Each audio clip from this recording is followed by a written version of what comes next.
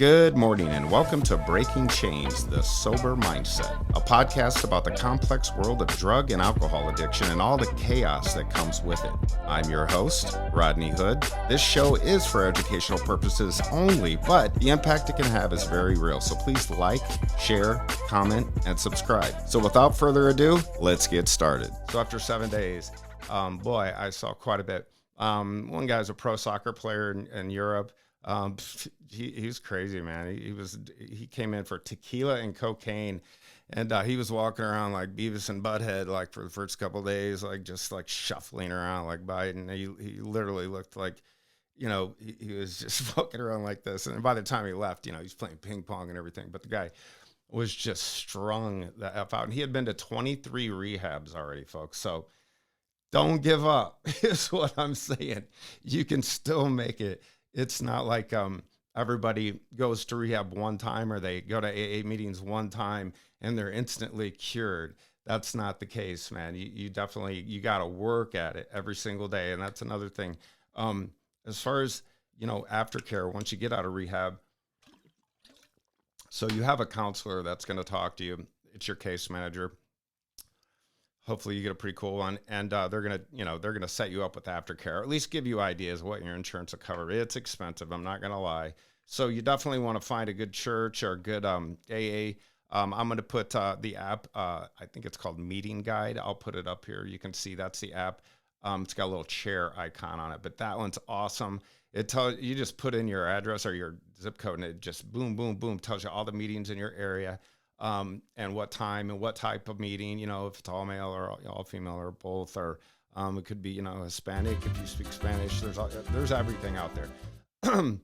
And those are definitely something you want to do aftercare. So back to rehab. So so I'm in detox, and I ended up meeting a couple of really good people I'm still talking to now. But again, all you do is eat chips and watch TV, man. And it's almost like this little like medium security prison like situation, because you do have some big crazy people in there that I wasn't about to mess with at all. I just wanted to get in, do my thing, learn as much as I could, get sober, because that was the main thing about going to rehab. Is I tried every single week. Every week I would try to get sober. I would come home from work, drink, and I have a couple drinks, and I was off for the next 2 days if I didn't have customers blowing me out. Nightmare. So every week I would try. So I would just start pounding water when I got home. Wouldn't drink all day, but I would just sleep all day long, get nothing done, absolutely nothing. Bear in mind, I'm making good money at the shop, so it's not like I'm broke and doing nothing. I'm just like super hungover. And then the next day, second day, same thing, water. Then I can finally have a little appetite. I was smoking weed back then, so I'd get the munchies and I'd start eating, and I'd be able to get some food down in me, super healthy stuff. Just pound water, and just praying, come on, man, one more day, just one more day. And then maybe I can work myself out of this, and I could just do this on my own. Nope, not happening, guys. After the second day, I'd wake up in the morning, and that would be it, man. I'd be shaking so bad and feeling so nauseous and throwing up. And I couldn't wait for Circle K to open up and get there and get that vodka in my body, because just like a drug addict, man, you get dope sick, and that's what it feels like. I know it's different for drugs and alcohol, but you just feel sick. So that's where the stage I was, and that's why I needed to go to a rehab center. I needed to go somewhere that I could sit down and just have no access to my phone, to the internet, nothing but eating right, going to meetings 5 times a day, and that's another thing. So when you finally get out of you finally get out of the detox, thank God, and that's what you're asking every day, and they don't tell you anything, man. It's like no information at all. So after 7 days, essentially, they'll be like, all right, pack your stuff. Even if you got laundry going, it doesn't matter. Throw it in a bag. You're going. They're coming to pick you up. And you don't know where you're going. And you're just praying, God, I hope it's, a cool house. Because there was like 3 different houses. One was on the beach in Laguna. But I don't think it's like, why would I want to go to a house on the beach in Laguna Beach when I'm trying to get sober? And this one was up in the hills. And it was just a super nice neighborhood. And as soon as I went in, the guys are super welcoming and super chill, a little bit older. One guy had been there for like 6 months, so he's like, ruled the house. But once I got in there, just met everybody, some real characters. And then my buddy from Detox, he ended up coming there, and he is in sales too. We had a lot in common, and great guy. Just had a kid, and it couldn't wait to get back home, but wanted to do it the right way.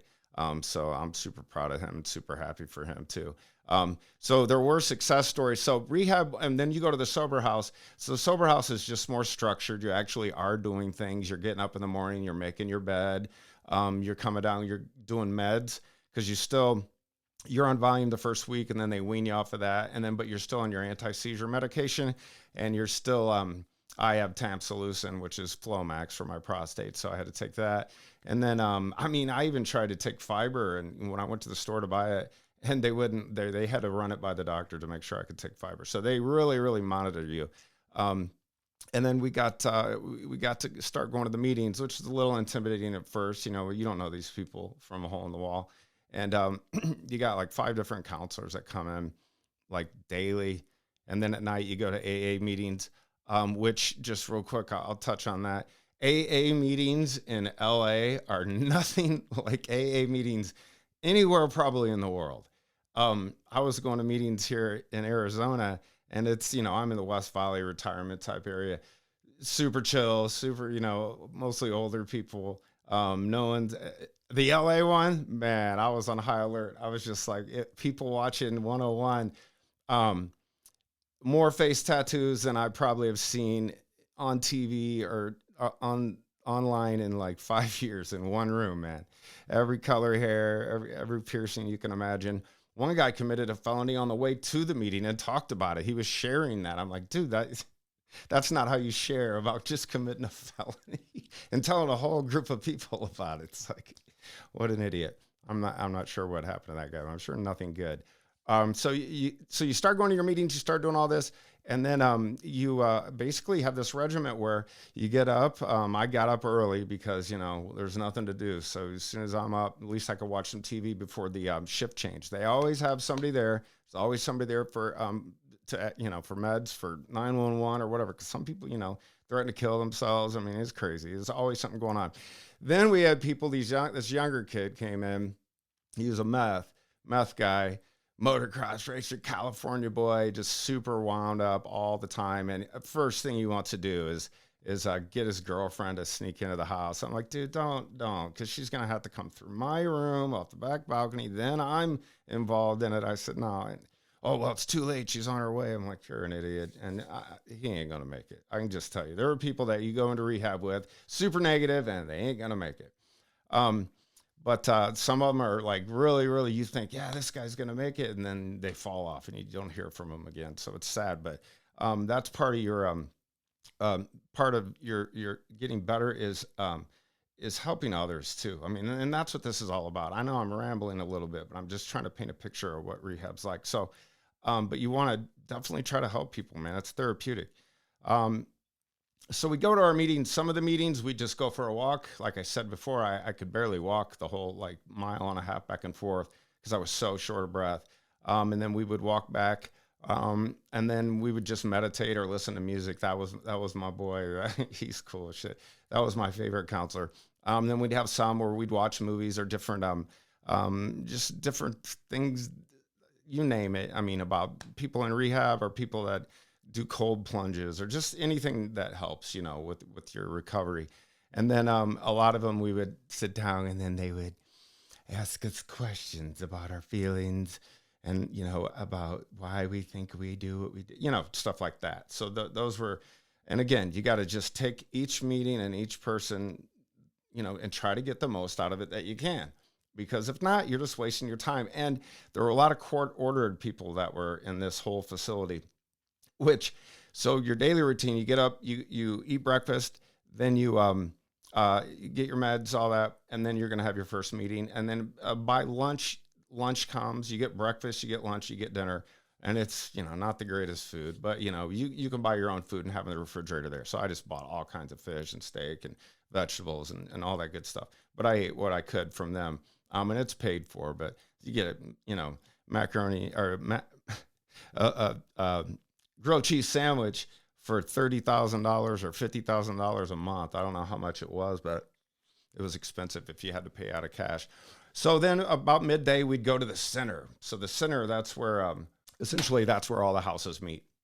So, if you've never watched prison movies or anything, it looked a lot like that, especially, in the workout area, which was right next to the basketball courts, because there was legit straight up, gangsters in there that were, full face tattoos and walking around like this and everything. And they were court ordered there. So they were the ones sneaking in alcohol and sneaking in drugs and just didn't even care if they got thrown out because they were already, up to some shit already, and not, people like me that's actually legitimately there to get better and restart my life. Starting to sweat. It's probably because I have a piss bag taped to my leg. But thanks for tuning in. I'll be back to you shortly. I'll let everybody know how my appointment goes on Wednesday. But love you guys. Have a great day. Peace.